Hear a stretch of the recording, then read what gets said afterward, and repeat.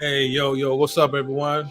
Welcome to your usual Talks at Tuesdays here on Knowledge and Relationships, hosted by your boy M3 and the yeah, I bit my tongue. Shit. I always had that perfect too. Damn. Yeah, you was flowing good over there. Yeah. That mouthpiece was a little bit too much.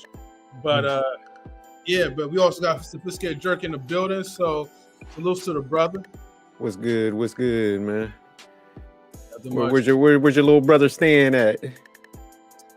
Yeah, I don't know where that Negro is at, man. I think he's been working a lot, man. So Yeah, he putting them hours in. Yeah. So he definitely deserves like some rest, Sure. But salutes to Stan, man, and everyone else who's tuning in. Hey, man. So I know you did up an interesting topic, Dirk, and I know it definitely has something to do with I think men having like the leverage now, as women are being more sexually liberated. Yeah, so I was, definitely be making my rounds on YouTube, looking at clips and stuff. So the one guy, Michael Sartain, I definitely watch a lot of his material, man. Very solid guy, man, and he does like very good breakdowns. Okay. So on the topic, I think originally on the video it was, women like the players or something like that. Mm-hmm. But within that discussion, there was one point where he was just like, he started talking about how sexual liberation gave men leverage. So I thought that would be a good, question to kind of dissect, because it's like, hey, man, like, did that really give, men like the leverage in the dating market, or, do females still have the leverage, with the sexual liberation? So, yeah, I thought it would be cool to kind of dissect that out. Okay. Yeah, well, let's definitely dab into this topic. As always, man, what we do is fair use. So, yeah, I'm looking forward to checking it out. So, go ahead and. There's a title right there. So, yeah, women complain about players, yet they still, reward them. So, yeah, that's the original topic on there. So, definitely, like I said, Michael Sartain, that's the one on the right. He definitely got some good podcasts and stuff. So, solid dude. And then who's this dude to the left? He's like I don't know who the fuck that is. That motherfucker look like AI.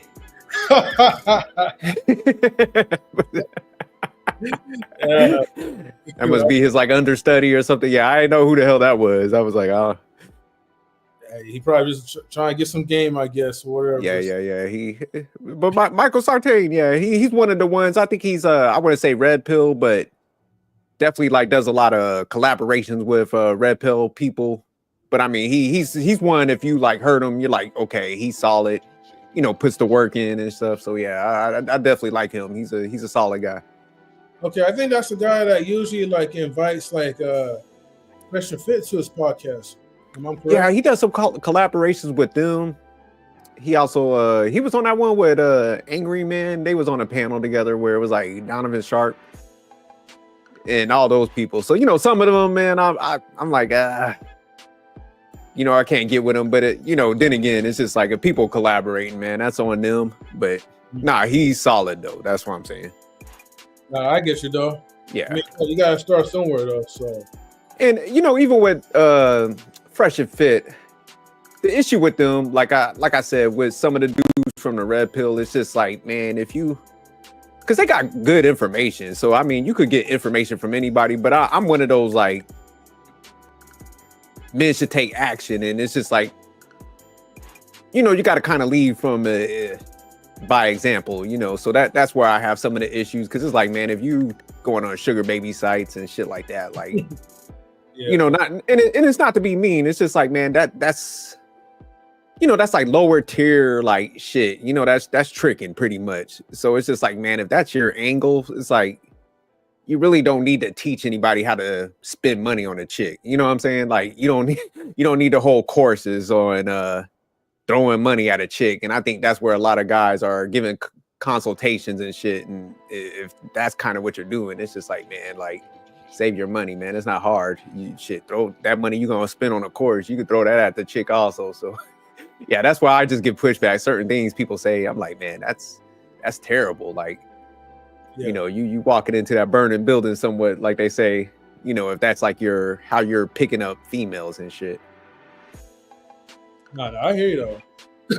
So, because you know they always like a lot of guys. They'll be like, well, you know, all guys have to spend money anyways. It's like, nah, fuck that. Not all guys have to do that. Like, do some guys spend money on females? Like, if they're treated right and they come in this, you know, with like reciprocation and it's a good relationship, yeah, like I have no issue treating a woman right. But just to be like, I gotta spend money all the goddamn time, it's like, nah, y'all motherfuckers ain't got no game. Like, we gotta draw a direct line in that shit. nah, I hear you though. Like I said, they treat it like a prerequisite, and that's the issue that I have. Like, if I'm spending money, it has to be a place where I know I'm going to enjoy myself, and that person's my company. You know, especially if I'm inviting her to, you know, be my company. But at the same time, it's like when you feel like, okay, well, now I have this money, the easier way for me to get chicks to even notice me is me paying their way for them, you know? And that's just not the way to go. Yeah, but it's even the depths of like, you know, it's like, man, if you're going on sugar baby sites to pick up chicks, like, man, you're dealing with the worst of the worst.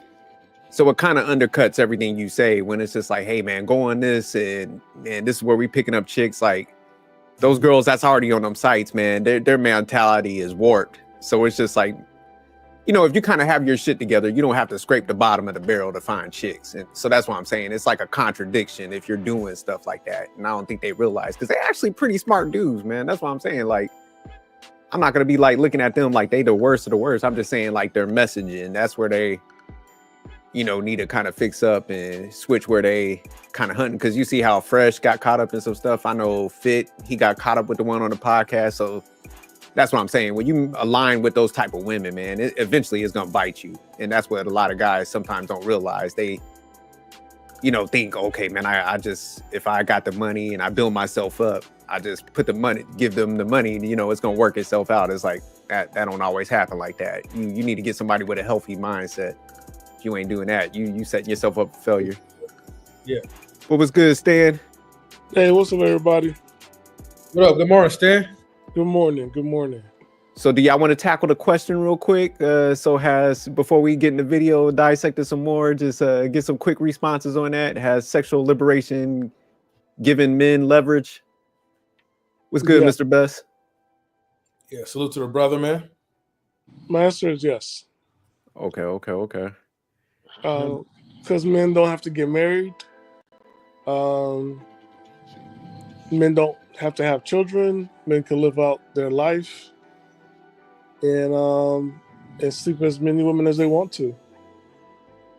Okay. And also get paid for it. He said, shout out to the gigolos. All right, them three has sexual liberation given men the leverage in the data market. I would have to agree with Stan on that one.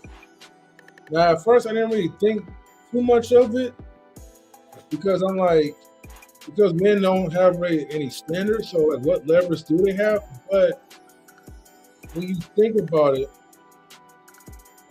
anytime like when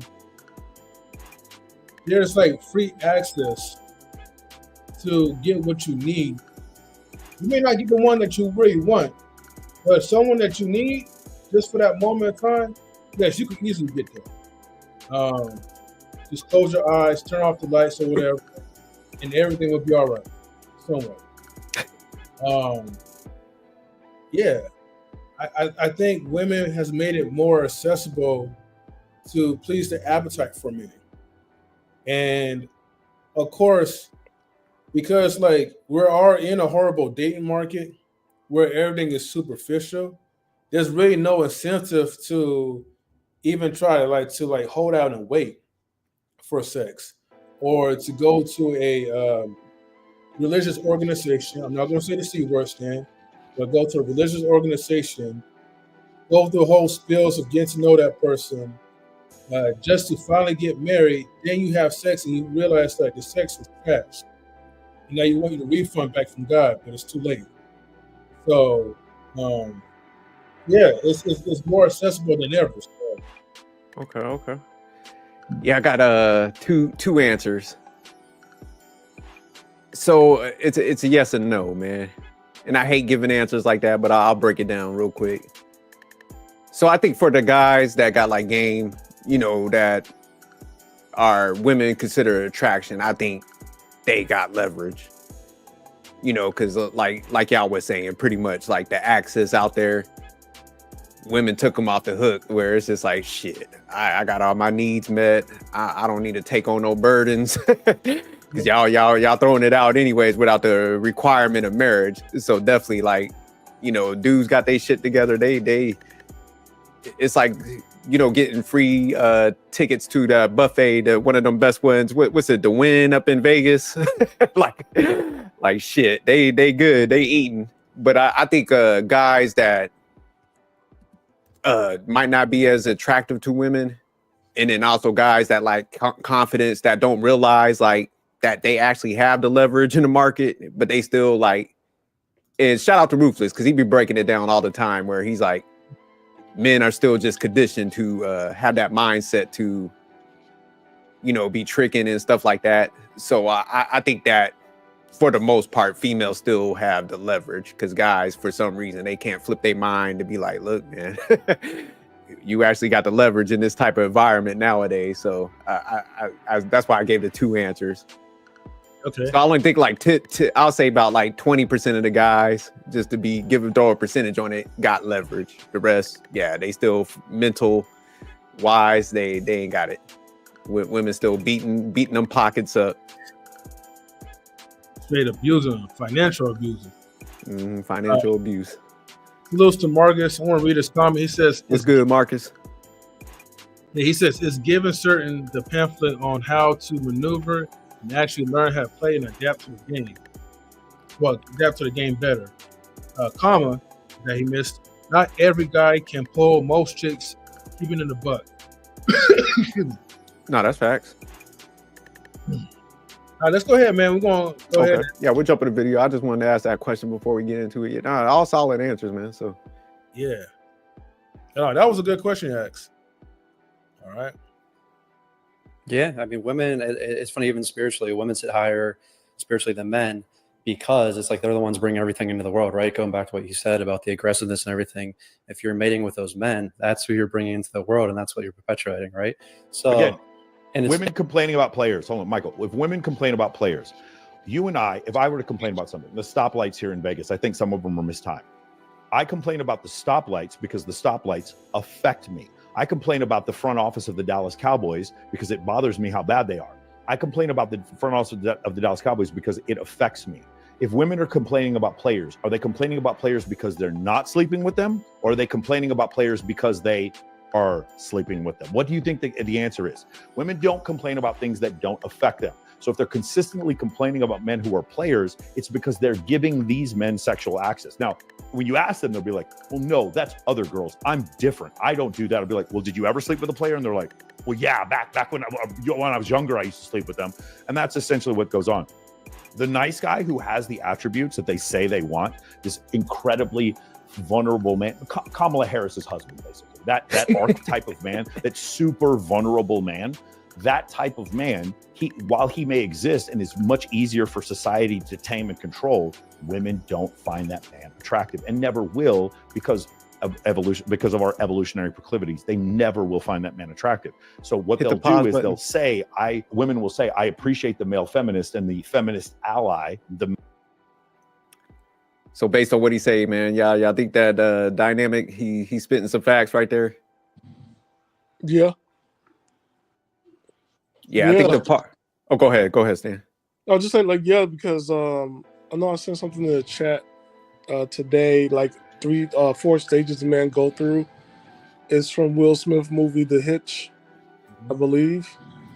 When he's playing a matchmaker, and I think the nice guy eventually turned to stage 4, where he just become aloof and like don't expect the best out of women, which then makes him attracted to women. I mean, for women to be attracted to him. So being always the nice guy is not always appealing to women. And women said it themselves on a lot of panels.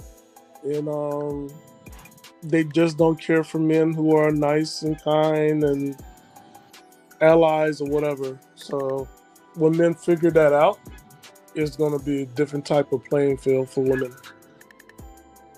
I mean, is it really the guy being nice, or is it just like they're not attracted to that guy? Because I think all of us, man, could be nice, but you know, we're not going to be like desperate nice. You know what I'm saying? Like, but a lot of times our mothers, when we start dating, our mothers is trying to get us to become the guy that they wish they had, right? To be more understanding. And I called my mother a couple of times where I'm like, oh, you know, I really can't come to you anymore because you're about to sacrifice me to these piranhas. So it's just because she was like, oh, it's not her fault.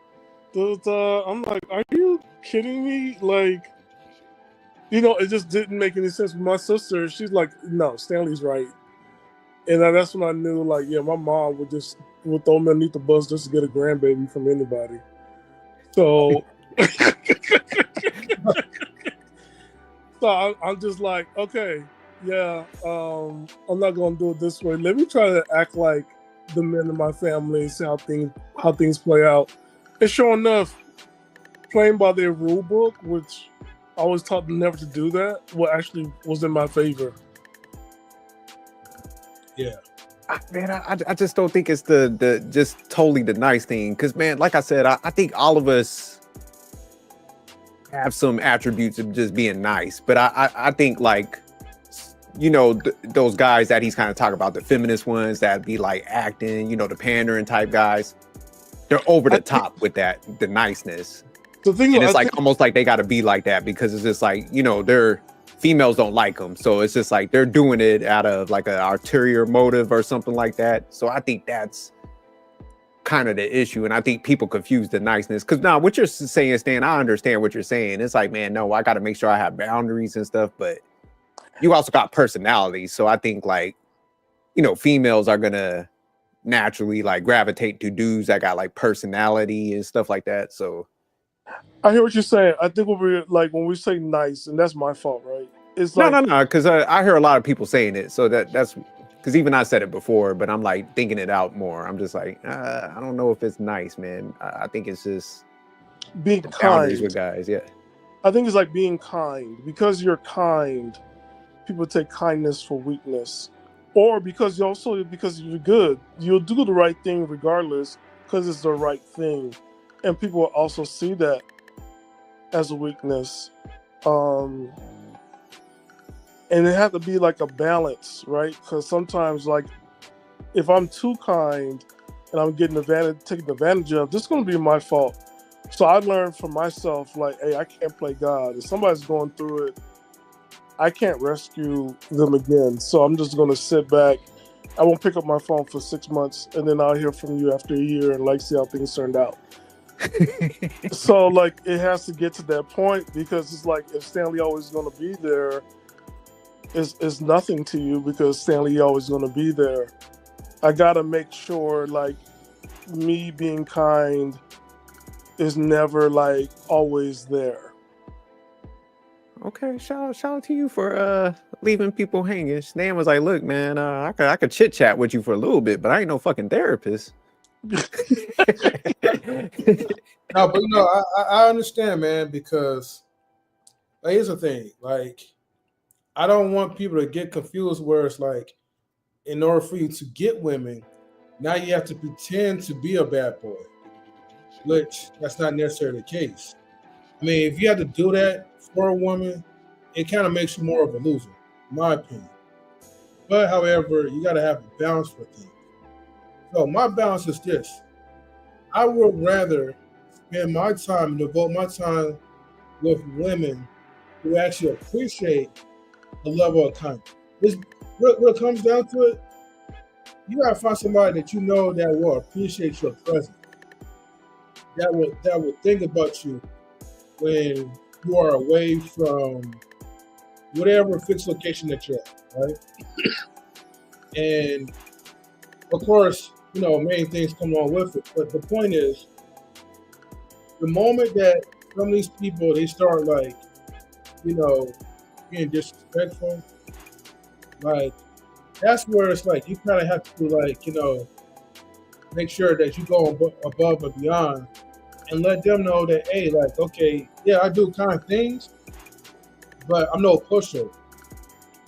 And hell, like, you know, there's some people, I'll just say like this in a quick story. Recently, it was this person who she was just being totally disrespectful. And one thing I hate, right, is when someone will try to make you swear on something that is not even necessary. Like one, I mean, okay, that's a feminine trait, I guess, when people try to tell you swear on something to prove to them that you're telling the truth. If you don't believe my truth is bond or whatever, then if you want me to swear, I will swear on your children, and I will swear on anything in your family. But I'm not going to put anything that I love into the grave or whatever, just to entertain your foolishness. And sometimes you got to talk to them like that, where they get a little shocked and they get surprised. But at the end of the day, look, you got to let them know that, hey, I'm not the one to be messing with. So it's a balance for everything, not just with women, but just for like people in general. Still be the kind person that you are, but just don't let nobody try to rule over you. No, I agree with that. So what did y'all think about the other point that he was making when he was like as far as like the females having an issue with the players? So he kind of laid out the dynamic, like the reason why they focus so heavily on players is because, you know, they done laid up with them a few times and, you know, didn't get the. So you think he's spit some facts on that one? Yes. Mm-hmm. Okay. So they somewhat projecting on that point, huh? Yeah, because if it's like a big deal, right? And it's kind of like you want him to change or to pick you. But like nobody's just gonna talk to another man. Like you still gonna pick him if he comes back. You just gotta accept like this is the lot that you choose, but that requires to have accountability. And we know that's not gonna happen. So Yeah, no, I agree with you on that. Yeah, they definitely when people focus on anything and they just bashing it, like he said, if you never really had those interactions, then you wouldn't even like be bringing it up. You'd be like, that should be foreign to you. And I like what you said, Stan, about the accountability, because it'd be funny, man, when people be telling those past stories like about a player like they ran into or something, you know, they always gonna be like, he manipulated me. Yeah, it was funny. Like I'll say about 3 months ago, I was talking to this one female and she was kind of coming down that story. I was like, man, that motherfucker worked at like Kennedy Fried Chicken, could barely read. How the fuck he manipulated you? I was like, stop playing, man. Come on. You liked him.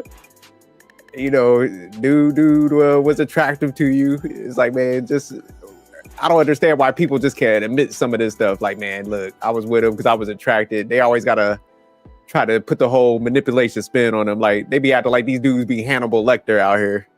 Right. Can Like, you imagine?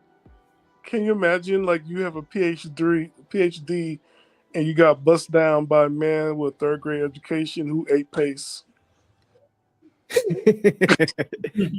No, I understand, because like the dude, I know him, so that's why I'm like, you know, and I had to break it down to where I was like, hey man, when y'all say this manipulation stuff, I'm like, man, it makes y'all look bad because the dudes low key, when we be talking, we be like, hey, so and so is borderline on a short bus.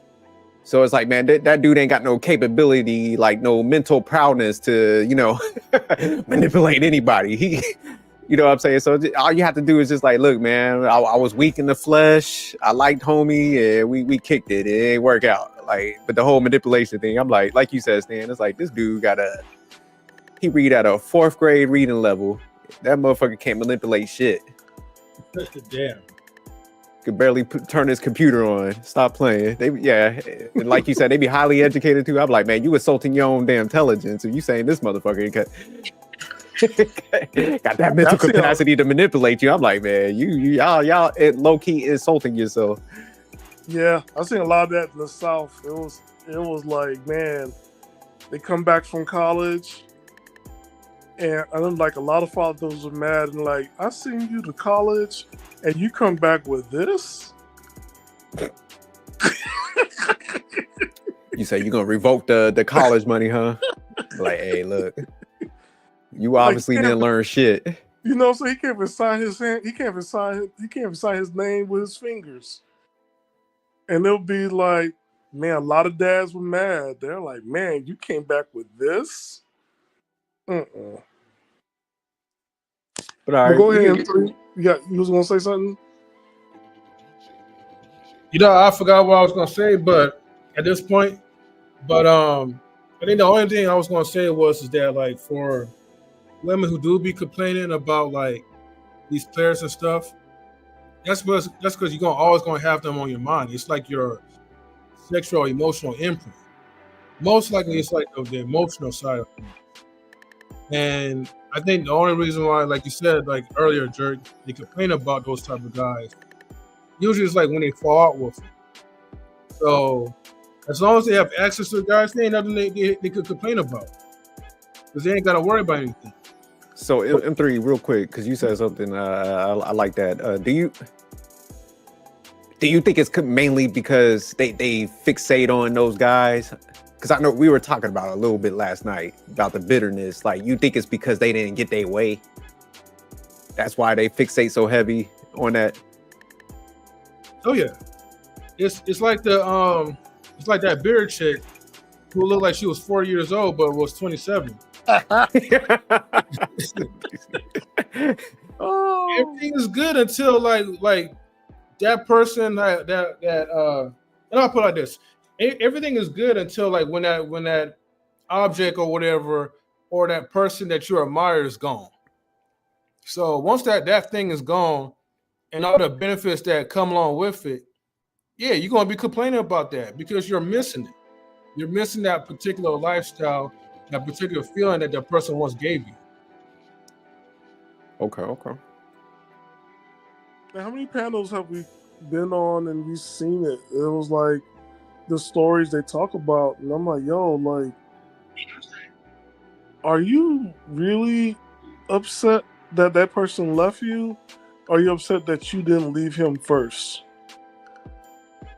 It's definitely that they didn't lead them first. It's an ego thing. It's almost like I like where you were going. It's a possession. It's almost looking at somebody like their property almost. That's what it is. It's some what they say narcissist. I hate using that word, but it's like shit. It's along them lines where, you know, it's definitely some possessive type stuff going on. And I remember like Anton said something that was profound.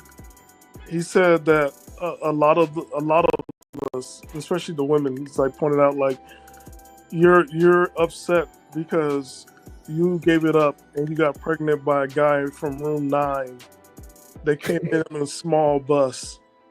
And I was like, dang. He's like, yeah, because No Child Left Behind, there's no regulations. Now we're all adults. So we're all in the same place. You go to a nightclub.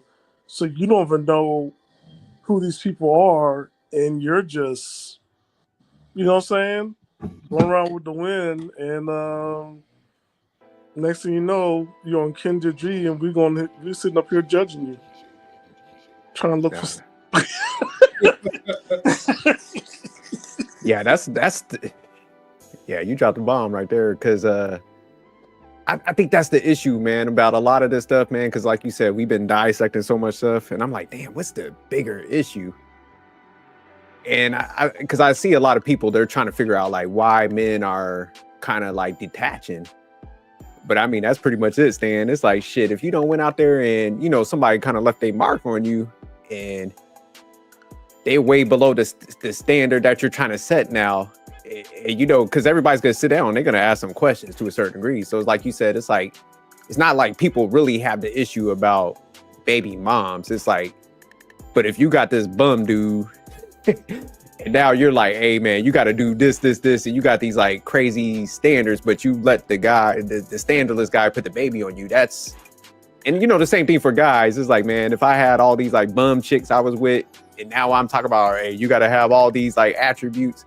that's just a hard sell because you could physically see what that person attached themselves to, you know. So yeah, I think that is like one of the biggest issues why people are probably bitter now, like you said. But I don't think men would ever do that. Like, it's kind of like we just move. We're like, okay, you can't do this for me. Let me just go find another woman that can, and just, you know what I'm saying? Yeah, we're definitely better at like facing rejection and just keeping it pushing and have a, because we gotta kind of have to do that. But yeah, so I do see it. It's a little more lopsided on the female side, to be honest. Yeah, all right, we can get back to the video. Like, you know, the benefit of being a man is that women will train you to move on quickly. Yeah, we're gonna go ahead and play it. Male feminist ally, but at the same time, they're going to go have sex with the Marlboro man. They're going to go have sex with the guy who goes his own way, who has his own level of boundaries, who has a masculine, attractive presence. They're going to continue to choose those men. Yeah, the feminism, all the feminism does is hurts women. It doesn't, I mean, it kind of... It's one of the craziest things ever. It's like feminism caused women to have more free sex with men, but that gave men more leverage. And then women complained about it.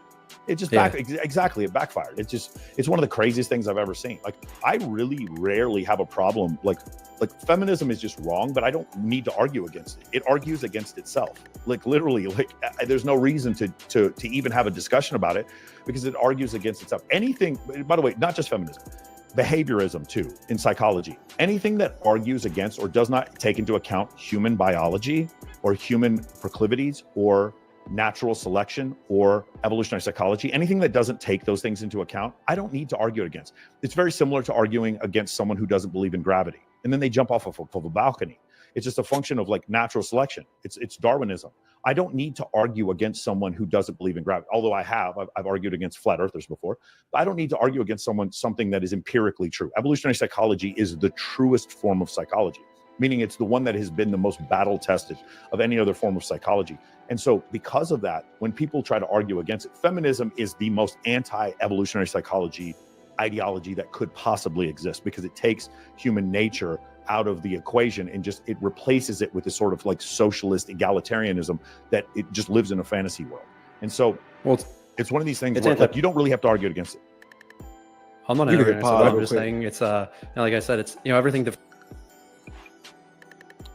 So do y'all think based on what he's saying, man, feminism is contradictory?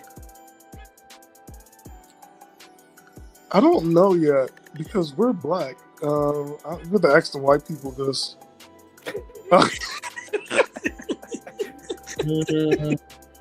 But I have seen, I'll say this about feminism. Ladies, don't fall for it because that white woman is taking that feminism and leaving it with you and going to your husband. Because they all got husbands. Even the one with blue hair, they got husbands. So sisters, don't be on that feminist stuff a little too long. So, I would say feminism definitely has backfired, but more so like for black women more than anything. Like, you can't adopt something that wasn't really designed for you anyway.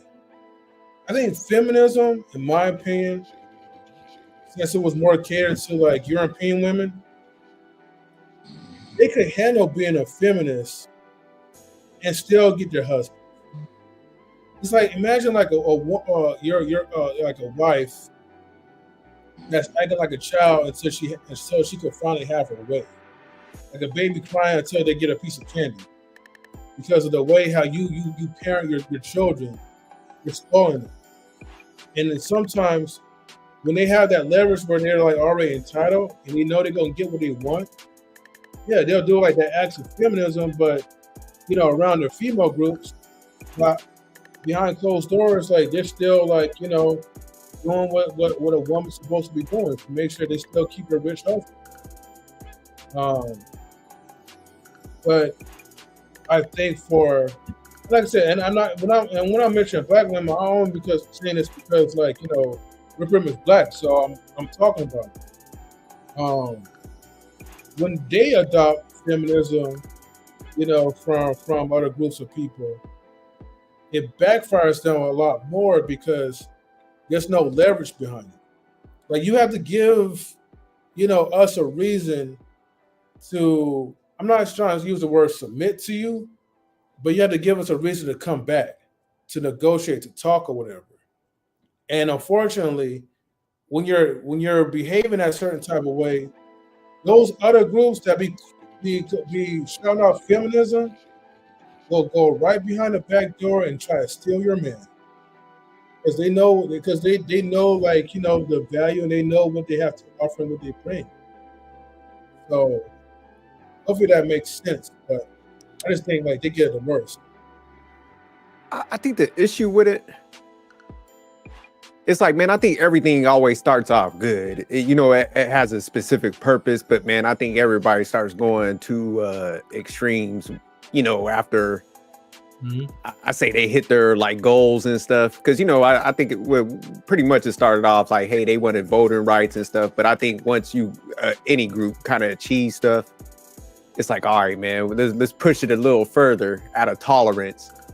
So I see that happens with a lot of groups where it's just like, hey, man, after you achieve your goals, man, then you're supposed to go and like build alliances and start working with people. But, that some, human nature, man, we always just want a little bit more. So I think that's what happened where like kind of like what y'all was saying to a certain degree. It's just like, all right, man, we got this. Let's make inroads. Let's start working with people. Let's advocate for other people, where it just came like, I think with all of us, and especially in Western countries, man, we're a little entitled. So it's like entitlement came in there and stuff. So I think that's what the issue was. Because like you guys said, at the end of the day, man, like men and women dynamics, we want to be with each other at the end of the day.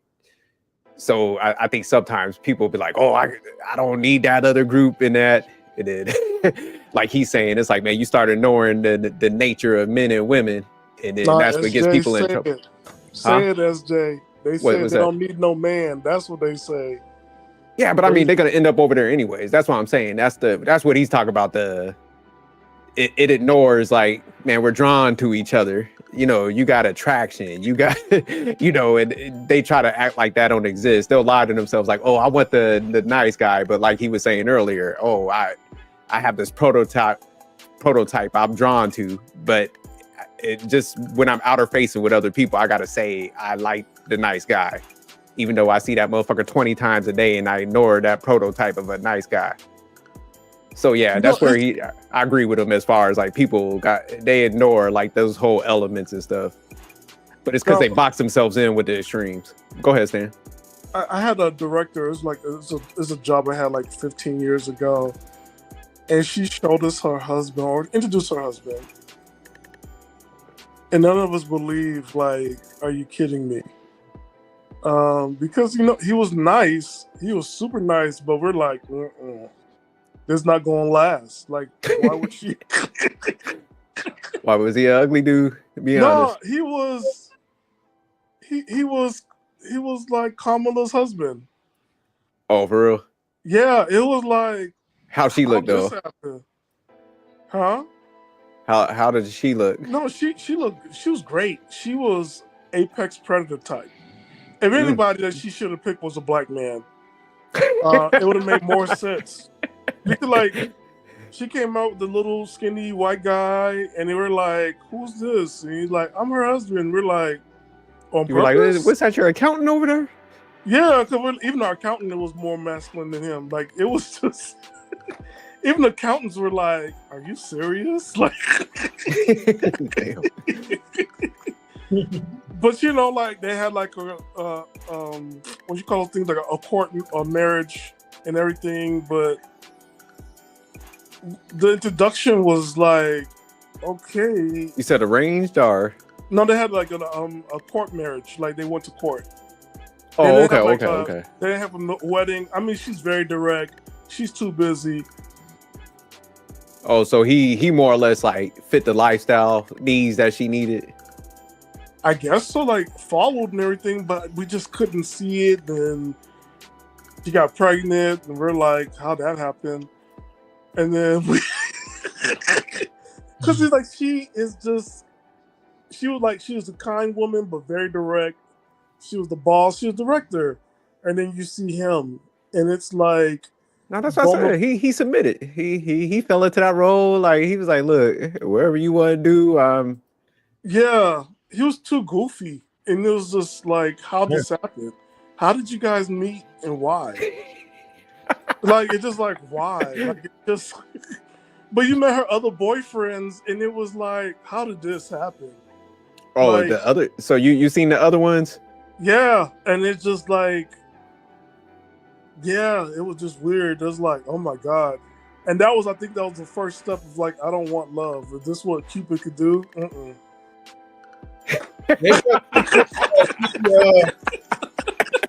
Stan was like, damn that. Yeah, I don't mind hooking people up, but I don't want it for myself. Like, Well, Stan, did she like at some point maybe like hit the wall to like where like? When I say apex, like she is gorgeous, San Franciscan director type. Her ex-boyfriend, I mean, like it just did not make sense. When I say don't make sense, it just did not make sense. It looked like Disney, but the reverse. Like he got, like he was winning, and I was like, yeah. Yeah. Like even Aladdin had a little bit of masculinity to him, not him. It was just like, man, this is weird. Well, maybe them her exes, man. Maybe she got done dirty, and she was like, you know what? I'm switching the game up. I'm going the exact opposite of what I typically choose. She did. Yes, she did. Because the military, Marine, and went to that. That's beyond opposite. That was like, I don't know. I'm like, man, it couldn't have been that bad. Yeah, she was like, fuck that. I'm going straight. And had a baby. She was like, my next guy gonna be baking cookies. He's gonna be at the house, sweeping floors and stuff. Yeah, she was like, damn this. I'm tired of this. Yeah. Yeah, that was the first step for me. I'm like, yeah, Cupid, leave me alone. I'll work for you, but don't touch me. Yeah, you gave up on love after that. Seeing that dynamic, huh? Yeah, and I was like, oh God, no. I dig it up. Right, let's go ahead and continue the video. All right. It falls back to principles, right? So it's like people can fight and argue as much as they want about these trends, I would say. But eventually, once clarity comes in, it always defaults back to the principles, the biology, and it is what it is, right? So it's either it's like we can accept it or we can just waste our time fighting against it. But yeah, going back to like you were saying, it's like I tell all my guys to work out as well too, and it's like, why is that? Is it because men and women have different structures and we have different purposes, physically and energetically, right? And biologically too. So it's like if a man isn't with our form, we have certain responsibilities tied to that. So if we want power as a man, we have to fulfill those responsibilities, right? We can get into mating, get into taking care of things externally, whatever it is, right? And there's so much, because nobody understands what a man or woman is anymore. There's all the confusion, right? So, like you were saying, the media is going to pump out, oh, guys need to be more vulnerable and this and that, whatever. And, I tell my guys, there's a thing between emotions and feelings, right? Feeling is a sense, it's a knowing, right? Emotion is, this light's taking too long or whatever. I'm gonna be all pissed off. Oh, the football team lost the game. That's emotion, right? That's all garbage. That's all perspective based. Feeling is more tapping into your inner knowing. That's going to guide you. That's going to give you more clarity. These things, they can become so gray, and then guys are like, what way do I go? How do I, and if you can't identify it, you can't use that thing as a tool. Real quick. Jesus Christ, would you wrap this shit up? Pass the mic to Mike. God damn. Yeah, he was actually talking like a whole bunch of nothing, but something's up. Yeah. He looking like he got note cards over there. It's like, man, come on, man. Like, get your shit together, goddamn it. Talk about men and women. We don't know the difference anymore. Yes, we goddamn do. Get to the point. Mike, save him, man. Mike should have jumped in there.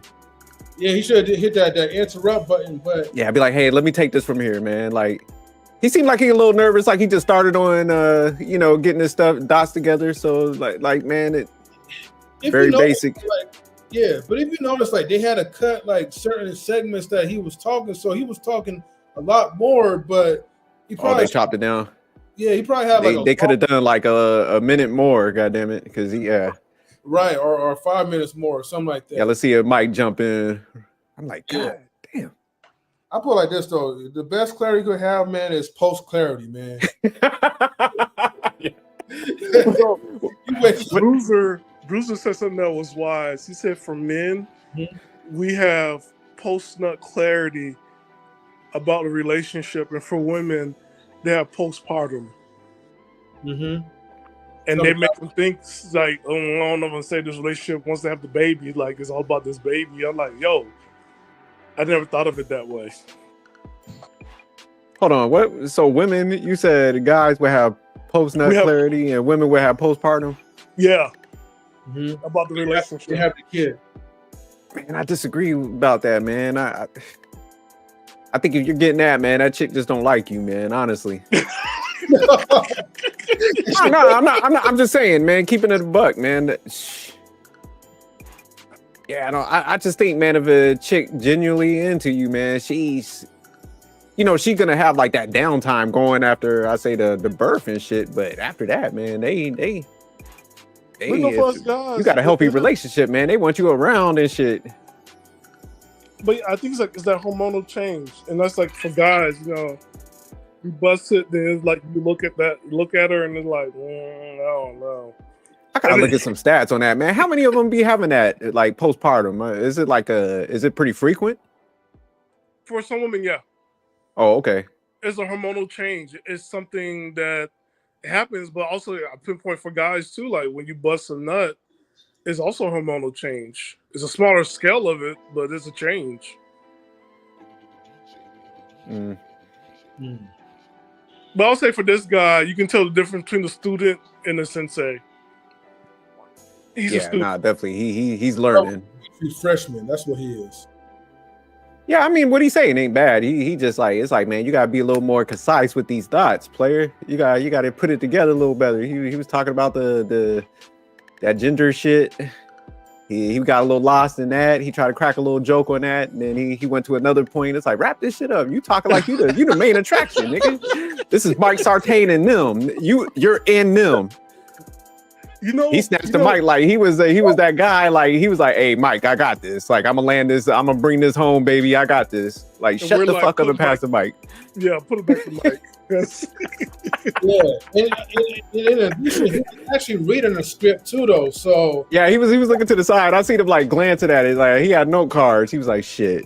He's like, "I can't prepare, Mike. You got me on this big ass stage. I'm with you." Because Mike be getting numbers. Mike be getting like hundreds of thousands. Him and he be doing a lot of stuff with what's his name, Rolo Tomasi. So yeah, they getting numbers. So yeah, this dude right here, he's like, shit, this is my time to shine. God damn it. He done sent this YouTube link after they filmed this. He sent this to his mom, his dad, his Lord, cousins. His mom won't be mad.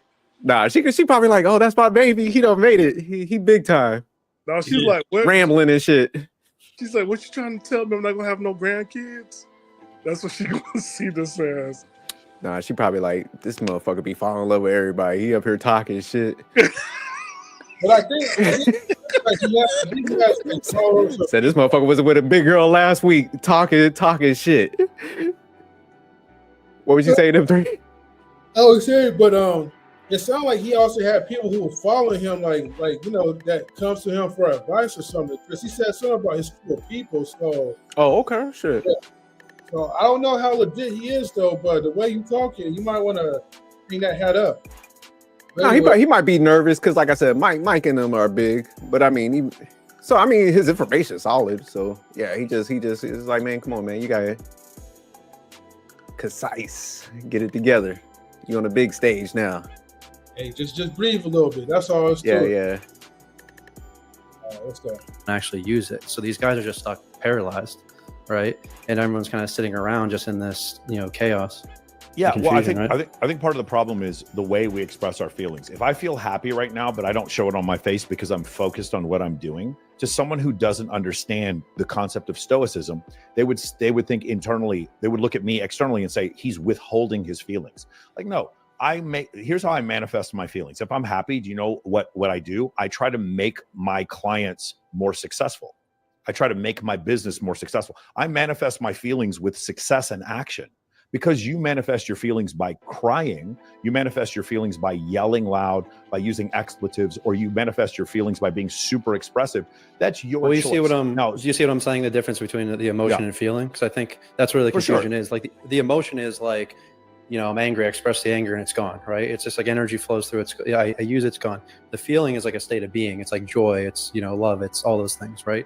Those are feelings that you can maintain, sort of when you're saying like, hey, I have joy and I share that with my clients and I help my clients exceed as well, right? You're not sharing like anger with your clients and be like, hey, I'm angry now, I'm going to ruin your day too.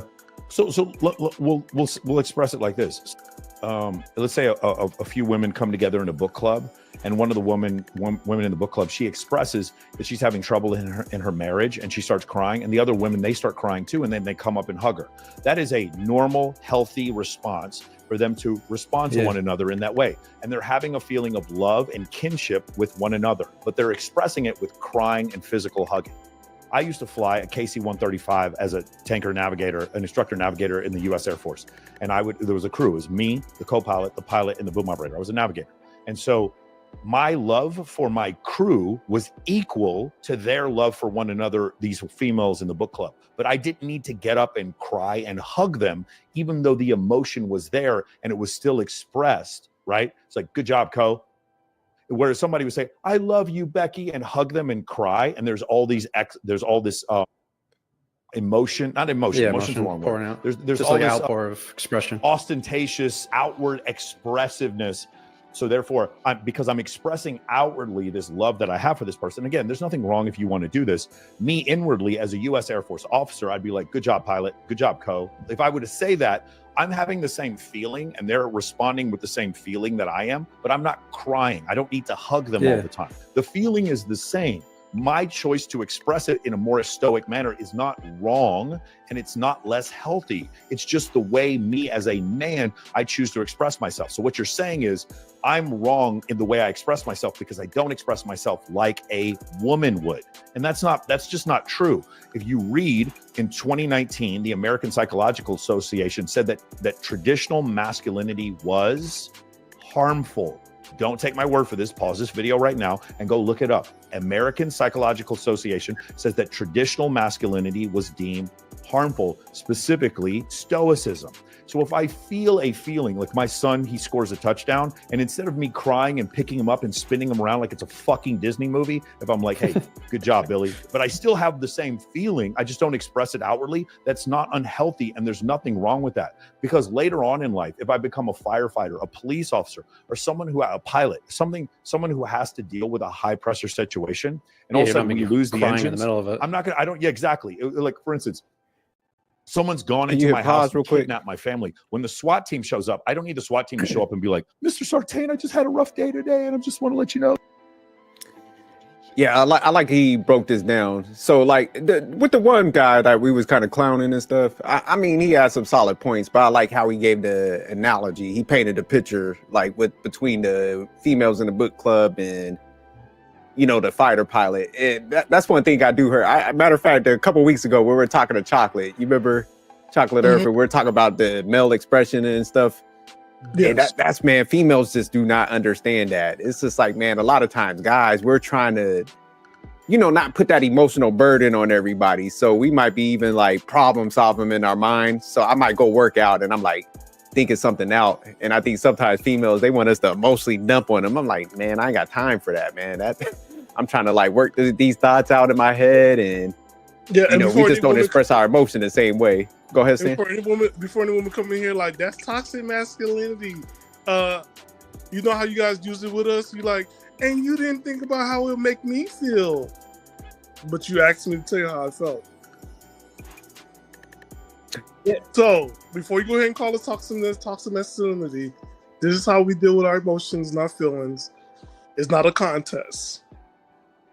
So this is how we deal with it. It's not toxic masculinity at all. Okay? Does that PSA? But go ahead, SJ. Well, I was gonna say, like, you know, women, like, they always want us to feel how they feel, but they never want to understand how we operate. So again, you know, women have the luxury to feel however they want to feel, while we have to put the brainstorming, the ideas together. We gotta try to get stuff done. You know, that doesn't mean that we don't have the same altitude of feelings that they have. But again, like you said, too, you guys, like, we feel internally. And so the way how to get out of that feeling is to problem solve and to try to work it out where it could be in our favor the next time around. If we're doing things reactively. That way, when that incident happens again, we could respond proactively. Whereas a woman, the way how you have to get your feelings out is by expressing it out. And unfortunately, because most of us, we may choose not to be expressive, or we don't feel the need to express ourselves as loudly as they express themselves, then they look at us like we're weird or something's wrong or we need to get fixed.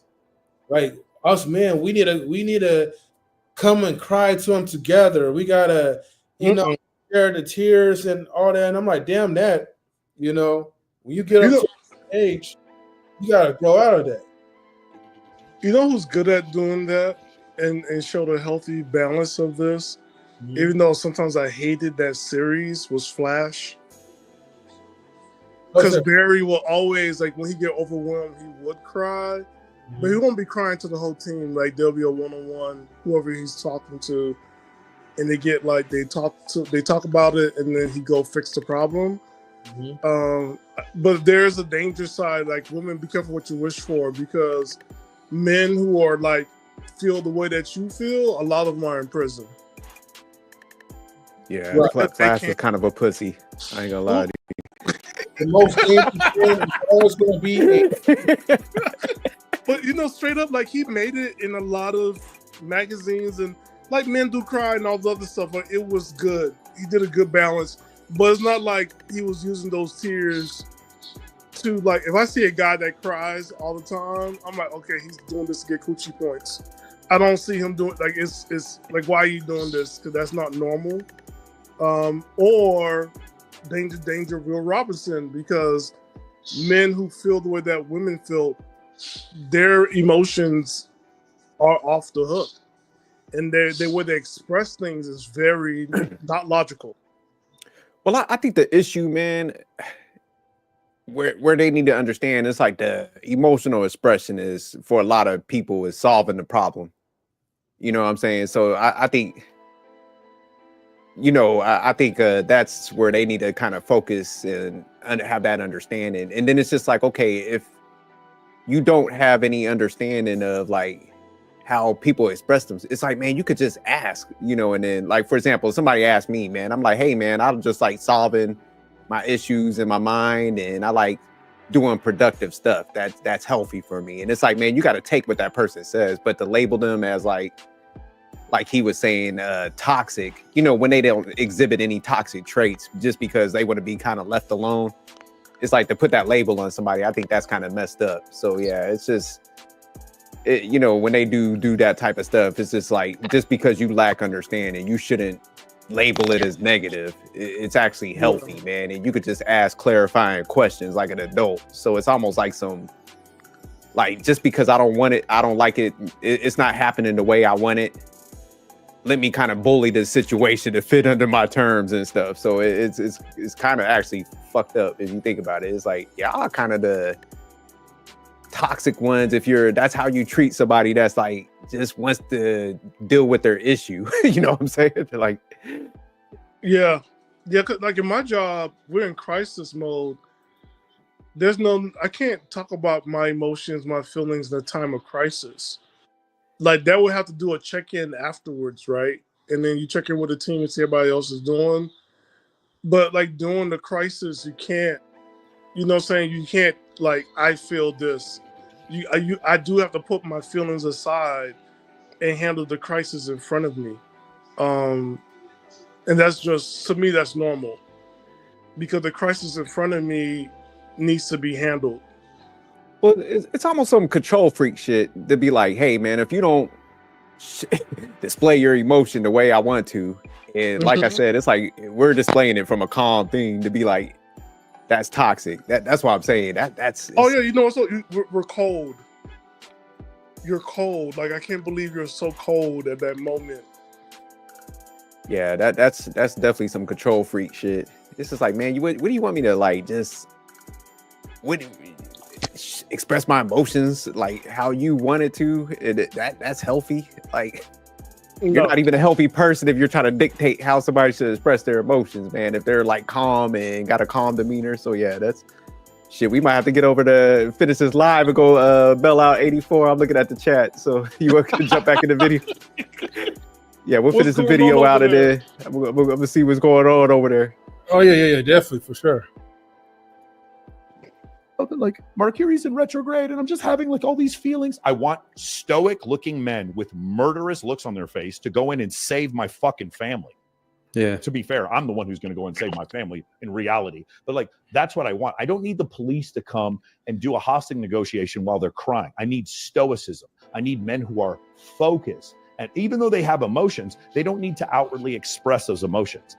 Because they choose to not consistently outwardly express those emotions, it doesn't mean they're holding their emotions inside or what they are doing is unhealthy from a psychological situation. What's happened is that non-stoic people don't know how to read stoic people. And because they don't know how to read stoic people, their answer is toxic or traditional masculinity is harmful. No, you just don't understand traditionally masculine men. And because you don't understand it, you misinterpret what they're doing and you don't know how to communicate like them. So what they want instead is for these traditionally masculine men to be more woman-like in the way that they express themselves. And when they do so, then that is healthy. That's a healthy way to express myself. Whether it's what I do is when I love someone, do you know what I do for them? I solve problems for them. When I love someone, Michael, I solve problems for them. I don't cry. I don't get on my knees and like, you know, talk about cry about moments of unconditional love and give them unlimited prose and read poetry to them. If I love someone, I solve problems for them. My way of expressing my love for someone is different from the way that someone who may be a little bit more feminine than me would express love, but it doesn't mean they're wrong, but it certainly doesn't mean that I'm wrong or that my stoic way of expressing love is harmful. It's not harmful. It's actually a lost art that men need to take up again, that we learned. We're talking about at least we used to learn in the US military, but we don't do that anymore. I express my love for people that I express the way I love people with actions. Whereas some people might sit there and again talk about long paragraphs of undying love for one another and highly expressive emotional conversations. I think Stan want to pause it real quick. I solve problems for people that I love. My way of expressing love is no more or less relevant than yours. But the problem is, okay, so he said like what they used to learn in the military. So what they learn in the military now, SJ? Like, what are you talking about? There's more stoicism in the military? You're just trained to operate under pressure.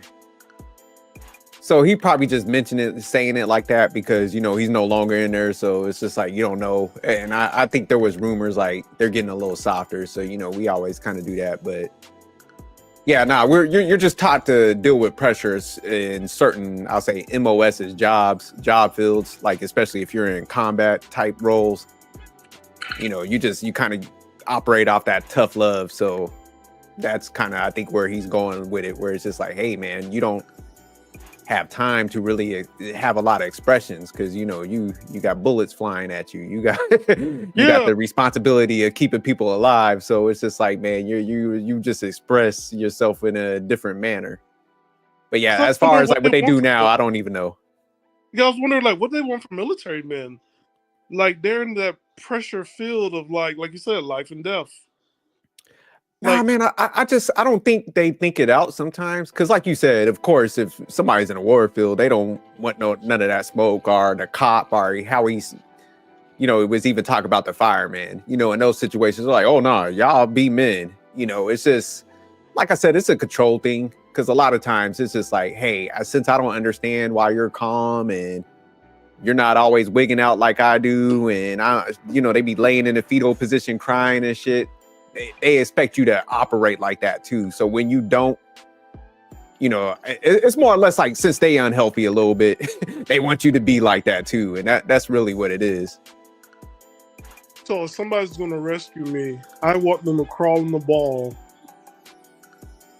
And like, hey, you supposed to rescue me, now I'm gonna take care of you. Like, No. He's not saying. He's just saying like, hey, I want somebody to be stoic. So he's giving those hard examples. So I don't think nobody wants that in that case. But yeah, I know what he was saying. But I'm like the other people want them to be less than. I'm like, yo, like, you know, if you're being rescued, that'll be kind of like that'll throw me off. oh, absolutely. But nah, he's just saying like, if say like you keep going down these paths and you don't let people operate how they need to operate, eventually you're gonna get softer people, and when them times get hard, you know, then you can't flip it and be like, oh, these men ain't masculine no more. Because you know, that's what we hear in a lot of conversations. Oh, men ain't masculine no more. It's like, well, shit, you're always trying to like dictate how they express their emotions and shit. Let men be men, and you know, that shit would like equal out. But it's just like, if you keep trying to like put the term like a toxic masculinity and stuff when guys are actually operating that way in a good manner, you know, that's the dangers of doing that. It's just like, because, you know, a lot of people sometimes get scared. They're like, oh, I need to soften up because they're going to call me out. So, you know, then they start operating different. And that's when they're like, oh, this dude's sensitive as hell, you know? So it's like almost like a catch-22. It's like you condition that man, right, to be like more on, unfortunately, on his feminine side, because you're not satisfied with him being like who he is. So you want to have like all these like different rules to like control and stipulations, but then it's like when you being a masculine man actually affects like your livelihood and your career. This is why you have more men who are like developing a fearful women, where it's like they could just say whatever they want to say, and you're just too afraid to speak your mind because you're afraid of her taking the HR, which that's like, you know, a place where you'll see a bunch of women working there, and you know, and then you feel like, okay, dang, like, you know, I gotta always be submissive, like, you know, to their feelings. Like I gotta go to sensitivity training and learn how to be a sensitive man.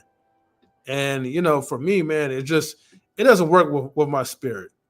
So if I see something that's just foolish or whatever, and I call it the way how it is, and if you think it's toxic masculinity, then I'm like, well, okay, it's toxic masculinity to you, but you don't have to be around my presence. I wonder, Yeah, no, oh, go ahead, Stan. I wonder if there ever been a show on toxic femininity. No, we definitely need. I mean, I just hate when people slap the toxic on shit, because it's just, you know, like masculinity and femininity in a true form. It's just not toxic. So it's just like, if somebody's toxic, they're probably operating from masculinity. If somebody's toxic, like you were saying earlier, Stan, it's like, man, if they emotional dudes in jail, and those are pretty much the sensitive dudes because they're acting out on emotions. They're emotional. Same thing with feminine women. It's just like, man, if they typically in that toxic area, then they ain't being feminine, you know. So, but in all fairness, right, we do have a picture of what people deem toxic masculinity. The fairness would be for people to see what toxic femininity look like, which is the manipulation and everything else. It's just one of those things where if women do it, we get a class on it. Like we got a class on toxic masculinity. Now we focus on toxic femininity traits, right, or female traits. We're now get told like, oh, we're all toxic, right? So, but it's not really. I get what you're saying as far as balance, but I just think, man, we just got to get to the point, because it'd be like, man, we ain't toxic. Like, just because you don't get your way, and I think guys are starting to call it out. Like, nah, you guys are actually the toxic ones, trying to control somebody's like behavior patterns, especially when, you know, they're solid and stuff. And then you guys are toxic women, you know, because ABCD, you're a little bit trying to control everything and stuff. So I think that's where we got to get to that point. But I see what you're saying, like as far as a balance. But I think the balance should just call it out. But I was gonna say, yeah, I forgot what I was gonna say at that point. What I talked about was military, how people want you to behave. That's what you said. And then we looked at we want somebody to rescue us being caught up in the ball. We want them stoicism and how it's like let men be men. Yeah, nah, I think we covered everything. Okay. Yeah, we're good. Okay. Should we continue the video? Yeah, we could continue on. Okay. Is because you don't understand stoicism. You think that I'm repressing my feelings or acting in an unhealthy way. You just don't understand my language. That's all that's Yeah, I like to say men try to get women to think like men, and women try to get men to think like women. It just doesn't. It will never work, right? So everyone's spinning on wheels. I have another way of viewing it. Women try to get men to express themselves emotionally, and men try to get women to see logic. Oh, hit pause real quick. Smart, I know what I was gonna. They don't. Yeah, I just wanted to bring up because I got like 2 friends right now, and they're pretty sensitive and I'll say less masculine. Good dudes though, but it's funny because like they'll be typically the type of guys like when females be talking, be like, oh, I want the guy to express their emotions and I want him to open up more. These dudes are like that, and it's funny because they have all kind of issues now, and the females they with are like, man, you're a little too sensitive. that's the first thing they said to those 2 guys that I'm talking about. So yeah, nah, it's not good.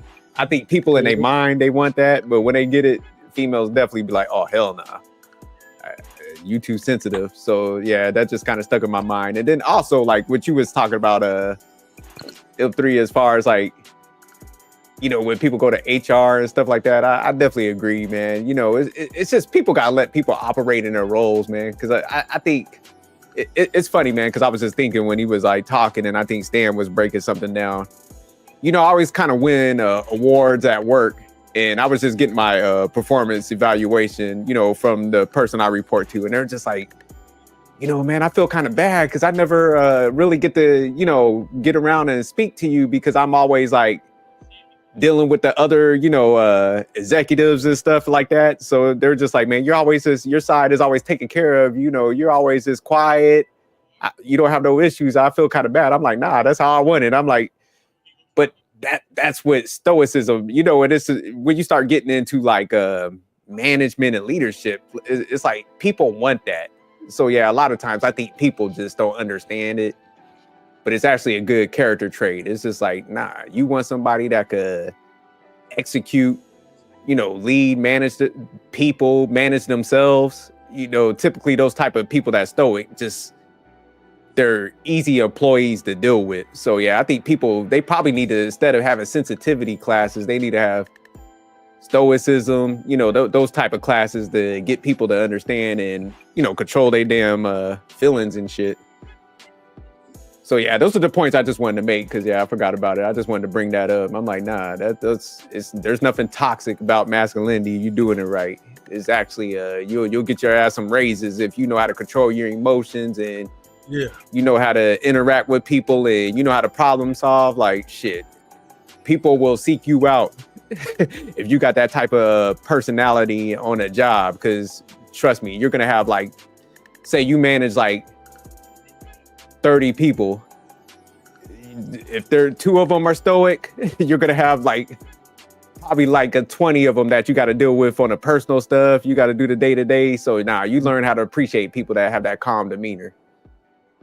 You know what? I want to give a shout out to like Alpha Male Strategies, AMS, because let's say like, you know, with all this like stuff that's going on in the YouTube space, you know, with most of these content creators in regards to like Kevin Samuels and all that, he is like the only guy that I know so far that is neutral and actually is liked by like, you know, almost everyone, especially in the space. When you really have true stoicism and you know how to control like your emotions, you don't be like shouting, hooping, and hollering like Myron or certain other content creators that just be crying over nothing. You could actually open up the opportunities to be able to work with like as many people as you can. And I think that's what like, you know, most men just need to see why like it's good to have like a balance and to be able to control your emotions and focus on more on problem solving, because when you are needed the most, when you have those traits, you're going to be needed the most. And that opens up to plenty of job opportunities, that opens up to plenty of relationships, and to even go further with it, just on a personal scale, and I'll make it really quick. For me, like, I'm able to pretty much maintain like some like the best male to female relationships, because women could trust me as far as to not like caving into my emotions. You know what I mean?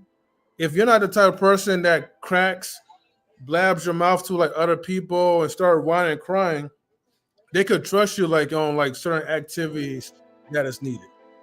So that's just my message to like, most men out there, man. Hey, if you have that calm energy, don't let no other person like try like to like diminish it. Yeah, ain't nothing toxic about it, man. It's actually positive. Go, if you don't believe me, man, go talk to some people in some high positions, and they'll let them know the prototype of an emotional male versus somebody that's stoic, and ask them who they would choose for that position. They gonna trust me, they're gonna get that person that's stoic. So yeah, don't let people make you think like that shit is toxic and stuff like that. Damn that. Yeah. Which one was AMS? That's that's the tall light-skinned guy who now wears like the glasses. He's bald. Okay. Yeah, he definitely original, man. That was the 50-50 one, right? Yeah. He's still solid. I like him, man. Yeah, I had to get him on that point, but yeah, he got original, funny material, man. I like him. He's the one that said put them on rotation. Yeah, I like him, man. He's solid. Yeah, he just came at the 50-50. Had to clap back on that one. That's all it was. I feel you. I know you're a 50-50 guy, Jerk, and I'm an 80. Yeah, I'm coming for their throat. I told them 2025, man. Anybody you drop a 50-50, I'm coming at you. Like, that's how it is. I thought we were 80-20. I'm 80-20, but that's okay. Y'all done raised the bar on that. Well, yeah, because Trump is about to cancel food stamps. So once those food stamps, like get canceled, I said y'all like it. No, I say 50, man. It's just like, hey, man, we both gonna work on this, and we could change the dynamic down the line. But yeah, there ain't. Man, if all these guys ain't got no game, I feel bad for y'all. Where you feel like you got to pay for everything. That's how you. That don't slide with me. Sorry. It's gonna be 80-20 because people have to make everything. Somebody got to kill these chickens. Got to milk these cows. Because the way Trump is throwing things at us. You said them tariffs, yeah, they hitting right now. So, if all right, we can get back to this. Team will do it now. Yeah. All right, let's go. We got like maybe 4 more minutes into it. Let's go ahead and finish this off though. Okay. Well, the thing is, if you try to get a man to express emotionally, it's going to paralyze him, right? Because you're going to bring up guys like it's like you said, like guys express our love through actions. We like to do one thing at a time, right? When you get a guy to express his emotions, it's all these other things. He's like, I wasn't thinking about that. I was thinking about one thing about 5 seconds ago, but now, oh, fuck. So it's completely overwhelming. And what happens is if a guy can't focus on that one thing, he'll just shut down, right? So it works, all this stuff is trying to get men to be more emotional, just works completely against them, and it weakens them, right? These women that, a woman, I mean, the best thing you can do for a woman can do for a guy is like, hey, go do something, go reach out to another guy. And actually it brings up a good point, because going into the programs and everything, I always have these conversations. I'm like, it's rare to find good archetypes for men and women, right? So it's like more men need to seek out more good archetypes of men, because those archetypes used to exist, right? As in, fathers and policemen and even movie stars, right? Same thing with women. And it's very hard to find any of that, especially in media, that almost just doesn't exist at all anymore. Yeah, well, I mean, the archetype that you're looking for in general is the man who would be willing to die for his family. I mean, the man who would be willing to take action in order to help other people. Again, there's 2 ways to love the United States, right? You think about the people back home who are waving the American flag, and then I want you to think about those young boys who were storming Normandy back in 1944. The men who stormed Normandy knew that they were probably going to die and run it right in the middle of German machine gun turrets right there in Normandy in France. Those men expressed their love with action.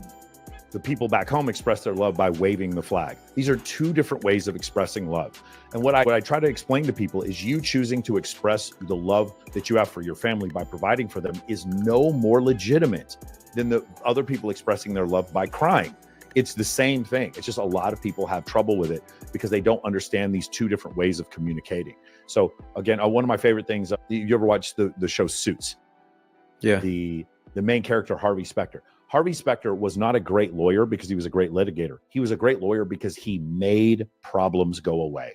That's what I teach men. In general, if you want to know how I teach men to become higher status, you need to be the person who makes other people's problems go away. So for me, most of my guy friends, and this is pretty ubiquitous, most of my guy friends meet their girlfriends through me because I throw these massive social engagements and I'm always introducing people to one another. And so they end up meeting the women that they date. My lead sales guy met his girlfriend through one of my events. And then my business partner, who's also my CMO, he met his fiance through one of my events. These guys will meet their partners through events that I throw because what am I doing? Essentially, I'm having a problem, their male loneliness, and I'm solving that problem for them. If I continue to make people's problems go away, my status then increases. That sounds very cutthroat. It sounds very animalistic. It sounds very black and white, doesn't it? But the reality is we're all hairless murder apes. But one of my favorite things is, and I don't know if Dr. Bust does this as a joke, but if you read his textbook, which is called Evolutionary Psychology, The New Science of Mind, the new 6th edition just came out last year, or the 7th edition. If you read the book, on the cover is the picture of a gorilla.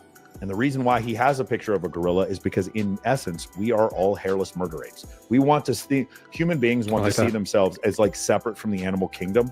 Yes, for sure. We've learned concepts of quantum physics and we understand concepts of telecommunication. We certainly have written and spoken language that other species don't have. But the reality is we are just as subject to biology as any other species is. And so that's what behaviorists and progressive thinkers want to pull you away from, is the concept that you are just an animal. And you are. I'm not saying that you don't have any level of spiritual enlightenment, but the reality is the reason why we're able to build buildings and the reason why we're able to form nation states is because we can all tell each other stories that we believe. What I try to tell people is, what story, think about a successful person, someone who has everything you want, someone who's succeeding in every way that you want to succeed, someone who has every single thing you want as far as a family, certain levels of happiness or material wealth, whatever it is.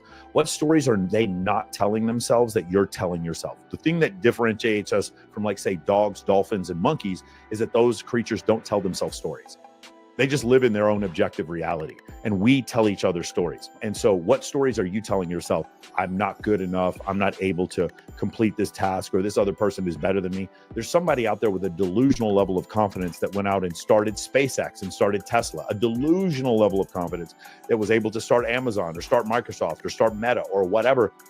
Someone had a delusional level of confidence because of stories that they were telling themselves that you weren't telling yourself. Once you come to the realization, yeah, I think we're good on the video. But no, I like how he closed it out. I do think it boils down to confidence, man. You know, all these conversations, it's funny, man, because I was just talking to somebody because, you know, they be sending me out these clips about, you know, the 50-50. I was like, hey, man, I truly don't want to have too many of those conversations. And he was like, why, man? You know how to break it down? I'm like, really, it's just, it boils down to dude's confidence. A lot of them, man, if they still see themselves in that dynamic of like, I have to do this, it's typically because they don't have that much confidence. So I was like, man, I ain't trying to like crush dudes out here, but I think right now, though, like that 50-50 conversation has to happen. I mean, I just don't want to have it all the time. I don't think it needs to come up in everything. You know, that's why I was telling them. I was like, man, you could be strategic with things. Like if somebody asks me, I'll break it down, but I ain't trying to force it on people because it's like typically I don't care. It's like, man, if you don't see it for yourself, like you don't have confidence to go up to a chick and be like, hey, man, I got different requirements than most guys. Man, you're going to contribute, or I'm cool being alone. It really is just a confidence issue. I just don't have I don't lack confidence where I don't feel like I can't come up to a chick and tell her my standards and shit. But I think now it's happening now because they have to do it because you have to survive now. You need to have that 50-50, or even more importantly, like you might have to like check roommates and live a life because to survive. Yeah, no, the economy definitely changing. So yeah, it's gonna force some people into it. But me, man, I want somebody authentically that's like, look, I'm willing to work with you under any circumstance. Like, and that, that's what I'll tell people all the time. I was like, man, when I went out on dates before I got married, man, I'll be dissecting their mind to see how they would answer those type of questions. My wife, she was like, hey man, I'm gonna do whatever I need to do for the family. So, like I said, she never had an issue with it. She understood it. So Yep. that's where guys got to just realize, like, yeah, man, the female that actually likes you is willing to work with you under any circumstance, and you ain't got to concede leadership, because that's the other thing where guys think like, oh, if you don't pay 100%, you're not going to be a leader. And I'm like, damn, y'all ain't got no fucking confidence. Like somebody that ain't gonna listen, and they're gonna be rebellious because you don't pay 100%. Like, how the fuck did that person even? How did you even walk down the aisle with them? That's where I'll be like looking at some people sometimes when I'm having these conversations. I'm like, how they even get down the line with you? Because that's a you issue. If that person, they're pretty much telling you like, hey, I'm not going to operate as an adult, and I'm going to treat you like shit unless I get what I want. Because really, that's what they say to a certain degree. And I'm just like, how does that female get your last name? And she's telling you that. So that's why sometimes, Stan, I'm just like, I don't want to like be like, you niggas ain't got no game. Because really, that's what it is. So I try to stay away from them conversations. Because like I said, it's a confidence thing with them. And then they probably were bad with women. So that's why they don't understand it. I just don't want to go there. I ain't here to crush dudes, honestly. Yeah. That makes sense. But if they start mouthing off, then because I do see some people, they're like, oh, it don't exist. Like, oh, it can't happen. I'm like, okay, you know what? Drop that link, player. That's where I would come in. When I cross that line, then that's why I'm like, hey, I got to crush you now. Like, we got to take it there. Remember that Haitian proverb? Like, if you get married and you pay all of it, where is her money going to? That's a Haitian proverb. If I'm paying 100% in this marriage, where exactly is her money going to? And it's going outside the house. So, back to what SJ said, she don't love you. She paying for some other dude's lifestyle.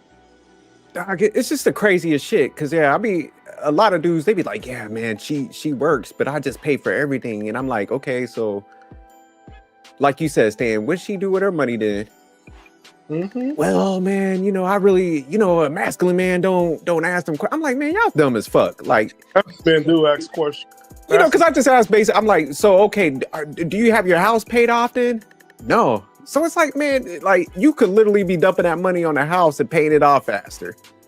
Like, man, if you're not a multi-millionaire, all money needs to be paying down debt. You know what I'm saying? And it's just the dumbest shit. So like you said, it's like, yeah, if somebody's sitting there letting y'all like sit in debt just so y'all could be in some like weird dynamic that used to exist in the 1920s and shit, where motherfuckers ain't have like, you could buy a house for $50,000. It's like, man, y'all dumb as fuck. It's just stupid, man. It's not even like financially smart, to do this shit anymore. It's like, hey, we need to be out of debt. Just in case anything like now is kind of going on happens, people lose jobs. It's like, man, we ain't gonna lose our shit. So yeah, it's sad. It's a sad dynamic, but like you said, the conversations need to happen. But and also, like, realistically, I thought couples had to pay the taxes together. I mean, you could do them separate, but it makes sense to do them together. Because a lot of times you're gonna get dinged anyways. But yeah, it's just like you said, there's unless you're like super wealthy and you got like money left over and your retirement set, your future, like people are dumb by not making their money work for them. But I mean that the sad thing is that's why a lot of people stay in middle class and shit like that, and they can't never like get to that next level because it's just people don't base their decisions off of logic and shit, the numbers. But I think I don't want you to run away from it because it won't be fighting soon. It's just the fact that you stand on it and people do come to you because they don't know how to make it work. And also, too, I don't think black and brown people know about dinks because we see dinks as a white thing, but it's not a black or brown thing. You know what I'm saying?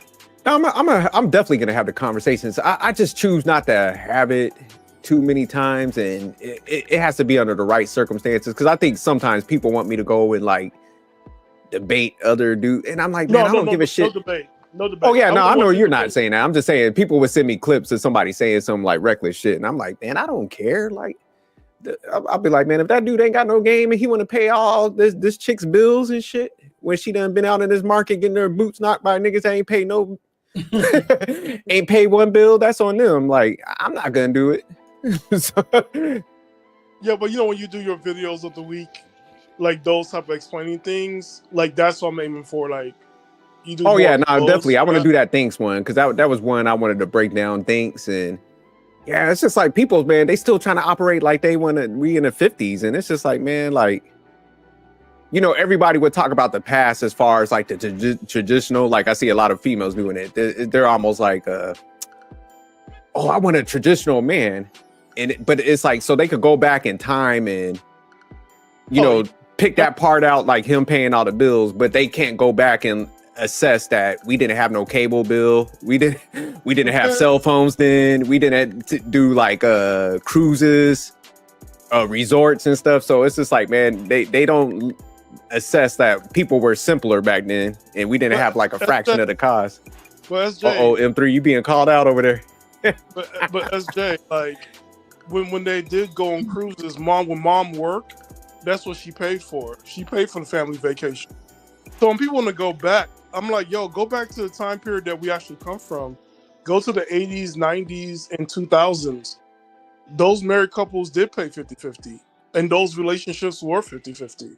But I mean, even if say a dude would pay 100%, because man, I came from a traditional household, man. That's why I be laughing at people. I'm like, man, that shit, man, they live very meager, man. Like we had one car, gas, you could fill up I remember, man, me and my cousin, man, he would always pick me up. He never have no gas money, so I'll help him out. And we could fill up his car for $5. So it's just like, man, we're no longer, that's what I'm saying. We ain't no longer there, man. It's different times. And if you and your female that you with, y'all ain't stacking the bread right. And like I said, you ain't putting enough for retirement, man, you're gonna get wiped out. But and a lot of, like you said earlier, it's like a lot of people are facing that right now. Like they getting wiped out as we speak. So at least one thing is going to be for sure. Nobody can't buy no more weave and wigs with all them reports. Yeah. People going to be out here looking rough. That's why I was like, damn that. I got me a chick that got some, she's wise and she know how to go out here and make this money, man. Shoot, we out here. That's what I told her. I was like, shit, when we was young, I was like, we gonna win out here. Damn that. We gonna do stuff different. Yeah. Than these old broke motherfuckers. For the rest of y'all out here, look, get that Dominican blowout. Get that Dominican blowout. Let your hair be natural. It's gonna be a natural summer this year. Yeah, they gonna be rocking the hats. The hats out here and shit. The scarves.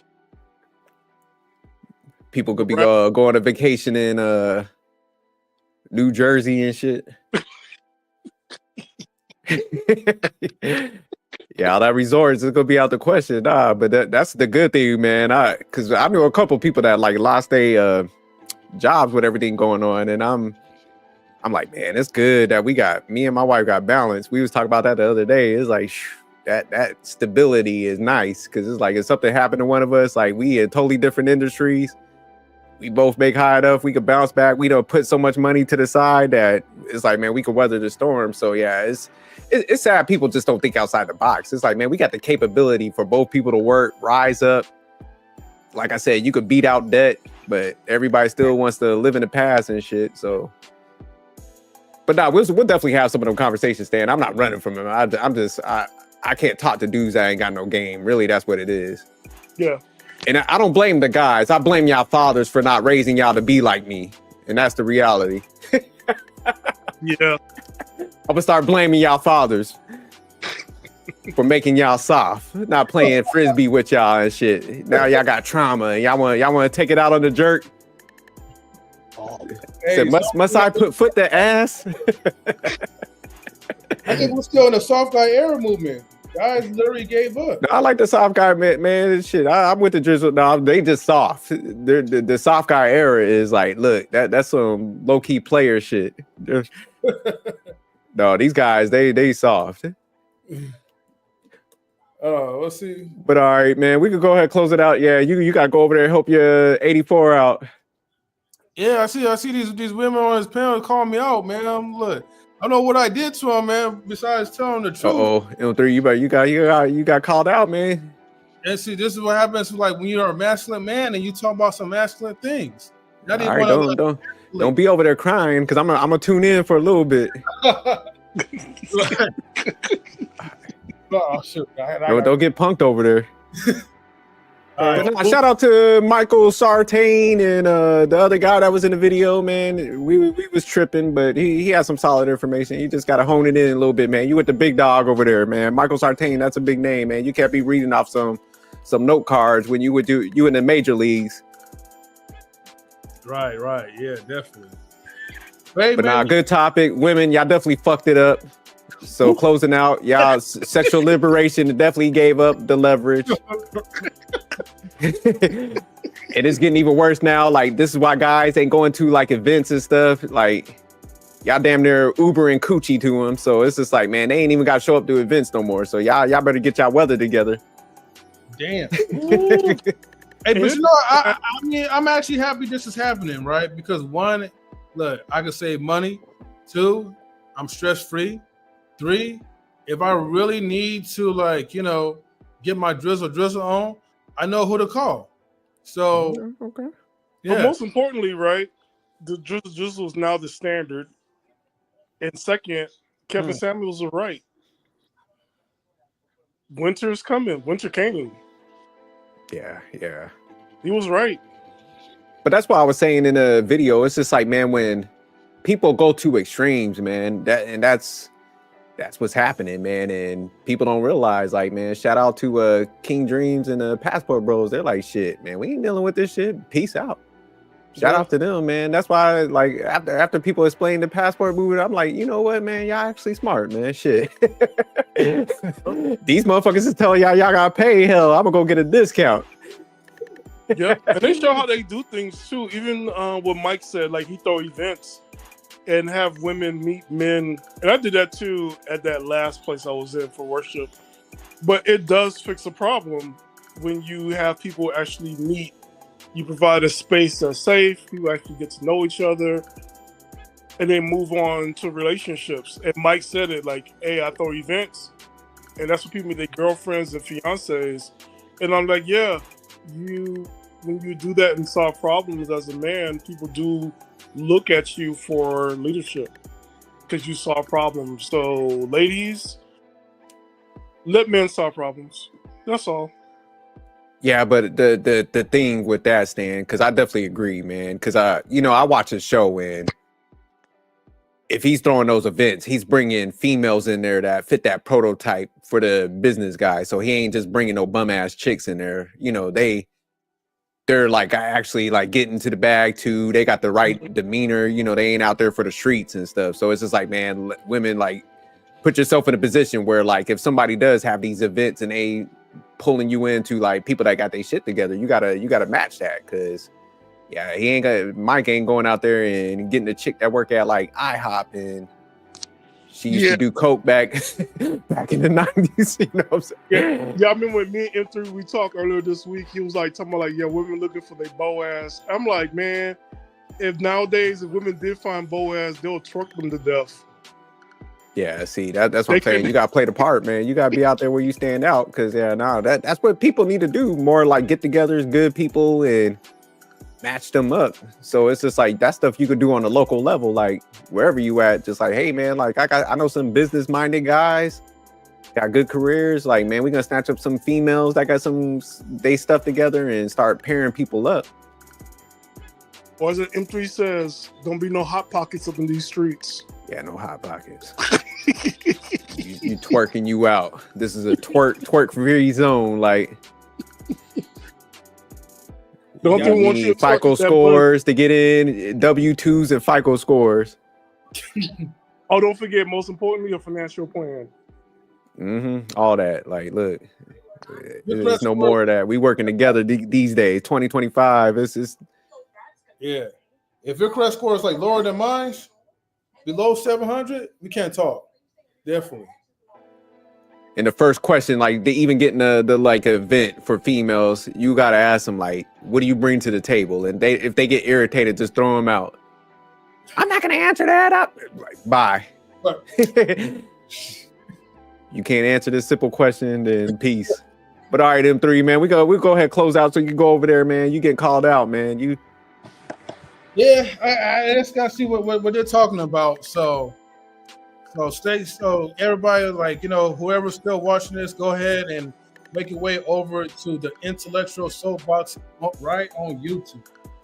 Anyways, everybody, thank you so much for tuning in to Toxic Tuesdays, where things really get toxic when it's needed. And we'll see you guys this Saturday morning for one of our Reckless Review lineups. All right, with that being said. All right, peace. Peace. All right.